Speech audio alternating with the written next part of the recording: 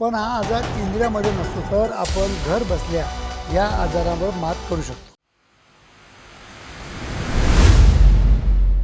नमस्कार मित्रांनो, केव्हा ना केव्हा आयुष्यामध्ये प्रत्येकाला लैंगिक समस्यांचा सामना करावाच लागतो आणि त्याच्यामध्ये मुख्य सिम्पटम असतात इरेक्टाईल डिस्फंक्शन आणि प्रीमॅच्युअर इजॅक्युलेशन. आता इरेक्टाईल डिस्फंक्शन हे जर आपल्याला झालं, म्हणजे जर आपण नपुसंकता म्हणूया, नपुसंकता झालं तर आपण त्याच्या फिजिओलॉजिकल सायकोलॉजी स्टडी करून जर त्याला आपण प्रॉपर समजून घेतलं तर आपण घर बसल्या या आजारावर मात करू शकतो. तर त्याचविषयी आज मी तुम्हाला थोडक्यात या व्हिडिओद्वारा सायंटिफिक इन्फॉर्मेशन द्यायचा प्रयत्न करीत आहे.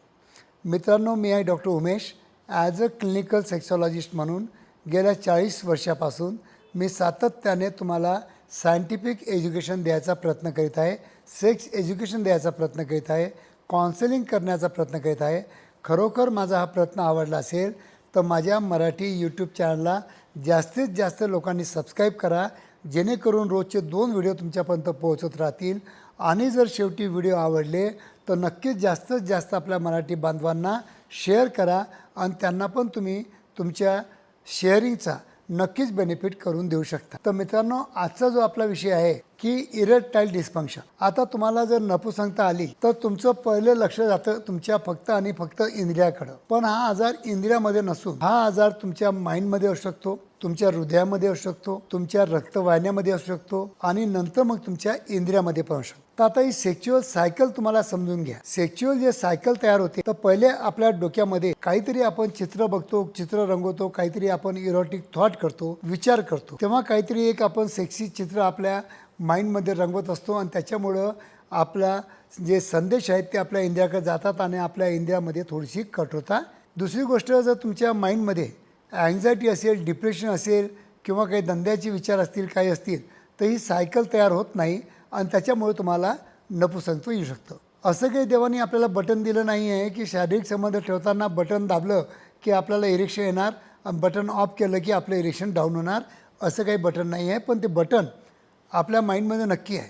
जर तुम्ही चांगले त्याला फीड दिलं, चांगले थॉट दिले, चांगले इरोटिक थॉट दिले तर तिथले हार्मोन्स वाढतात, आपल्या बॉडीमध्ये टेस्टोस्टेरॉन वाढतं, नंतर आपल्या मणक्याद्वारे पूर्ण संदेश येतात, पूर्ण सेन्सिटिव्हिटी आपल्या बॉडीमध्ये वाढते, आपल्या हृदयाला संदेश जातो, हृदयाला पंपिंग फास्ट करण्यासाठी आपला संदेश येतो, नंतर रक्तवाहिन्या थोडंसं म्हणजे फुलतात, त्याच्यामुळे इंद्रियाकडे रक्तपुरवठा वाढतो आणि आपल्याला प्रॉपर इरेक्शन मिळतं. पण या सायकलमध्ये जर कुठेही जर काही अडथळा आला तर आपलं इरेक्शन प्रॉपर मिळत नाही. तर यंग एजमध्ये जनरली आम्ही तुम्हाला सांगतो, मला पेशंट विचारतात डॉक्टर साहेब मी तर खूप यंग आहे, याच्यामध्ये कारण काय? तर त्यांना मी सांगतो की कारण सायकोलॉजिकल असतं. कारण की तुमच्या डोक्यामध्ये जे इरोटिक थॉट्स यायला पाहिजे ते येत नाहीत आहे, स्ट्रॉंगली येत नाहीत आहे, त्याच्यामुळं हार्मोन सिक्रेशन होत नाही आहे आणि प्रॉपर संदेश तुमच्या शरीरामध्ये पोचत नाही. आणि हेच जर वयाच्या 50 आणि 60च्या नंतर जर होत असेल तर मग आम्ही त्यांना सांगतो की तुमचं BP वाढलेलं आहे, ब्लड शुगर वाढलेली आहे,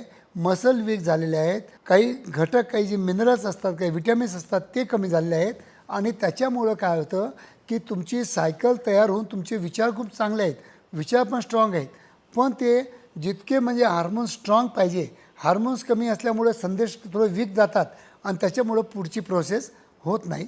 तर त्यांच्यामध्ये फिजिओलॉजिकल कारण जास्त असतं. ते सायकोलॉजिकल कारण का फिजिओलॉजिकल कारण हे घर बसल्या तुम्ही पण ओळखू शकता. जर तुम्हाला काही डायबिटीज नसेल, वजन वाढलेलं नसेल, BPचा त्रास नसेल, थायरॉईडचा त्रास नसेल किंवा कोणताही आपलं ॲसिडिटीचा त्रास नसेल, तर तुम्हाला तुमच्या शरीरामध्ये कोणताही जर शारीरिक आजार नसेल आणि तरी पण तुम्हाला नपुसंकता येत असेल तर नक्कीच ही मानसिक नपुसंकता आहे हे समजून तुम्हाला तुमच्या माइंडवर वर्कआउट करावं लागतं. आणि त्यासाठी सगळ्यात सोपं मी तुम्हाला सांगत असतो, प्राणायाम आणि yoga the best exercise for you. आणि जर फिजिओलॉजिकल कारण असेल तर ते डायबिटीजमुळे होत आहे का BPमुळे होत आहे का डायबिटीज BPसाठी आपण जे गोळ्या औषधी घेतो आहे त्याच्यामुळे होत आहे, हे सगळं कारण शोधून जर तुम्ही प्रॉपर जर वजन वाढलेलं असेल त्याच्यावर वर्क करत असाल तर नक्कीच हे उपचार घरच्या घरी पण तुम्ही करू शकता. जोपर्यंत तुमची हेल्थ तुम्ही हेल्दी ठेवत नाही, जे की तुमच्या हातामध्ये आहे, तोपर्यंत तुम्ही लैंगिक आयुष्यामध्ये काही चमत्कार होईल असं काही समजूच नका. कारण की चांगलं इरेक्शन येण्यासाठी आणि तुमच्या इजॅक्युलेशनवर ताबा मिळवण्यासाठी तुम्ही खूप हेल्दी असणं हे खूप गरजेचं असतं. आणि तेच मी माझ्या क्लिनिकमधून, माझ्या काउन्सिलिंगमधून सांगत असतो की चांगलं पौष्टिक आहार घ्या, डेली एक्सरसाइज करा, माझ्या औषधीपेक्षा याला जास्त महत्त्व द्या